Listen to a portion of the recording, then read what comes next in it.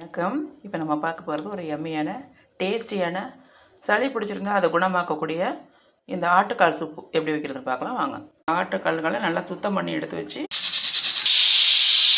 மஞ்சள் தூள், வெங்காயம், பூண்டு, இஞ்சி எல்லாத்தையும் நம்ம நல்லா மிக்சியில் கரன்னு அரைச்சி இந்த மாதிரி ஒரு கொதி வந்ததுக்கப்புறம் கிராமங்கள்லையும் சரி சிட்டிலையும் சரி இப்போ எண்ணெய் குளியல் ரொம்ப கம்மியாயிடுச்சு. அந்த காலத்துலலாம் நல்லெண்ணெய் வச்சு தேய்ச்சி குளிச்சுட்டு இந்த ஆட்டுக்கால் சூப்பு எடுத்துக்கிட்டாங்கன்னா உடம்பு ரொம்ப ஹெல்த்தியாக இருக்குங்க.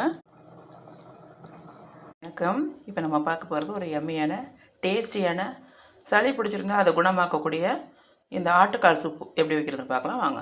ஆட்டுக்கால்களை நல்லா சுத்தம் பண்ணி எடுத்து வச்சு ஆட்டுக்கால் 6 விசில் வந்துடுச்சுங்க, நல்லா வெந்திருக்கும். இப்போது நம்ம அந்த சூப்பை தாளிச்சிக்கலாம். ஆனியன், கருவேப்பிலை, சோம்பு, பிரிஞ்சி இலை அண்டு தக்காளி. நம்ம ஆல்ரெடி 2 தக்காளி அரைச்சி போட்டிருக்கோம் அந்த சூப்பில். இப்போ இன்னொன்று போட்டு தாளிச்சிக்கலாம். பச்சை கொத்தமல்லி, அகைன் நம்ம 1/2 டம்ளர் வாட்டர் போட்டு ஒரு கொதி வந்தப்புறம் அந்த சூப்பில் கலந்துக்கலாம். நல்லா கொதி வந்துருச்சுங்க. இப்போ எடுத்து நம்ம சூப்பில் கொட்டிக்கலாம். பாருங்கள், ஆட்டுக்கால் 5-6 விசில் வச்சு நல்லா வெந்து வந்துருச்சு.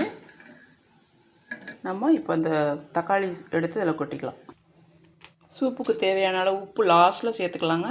கிராமங்கள்லையும் சரி சிட்டிலையும் சரி இப்போ எண்ணெய் குளியல் ரொம்ப கம்மியாயிடுச்சு.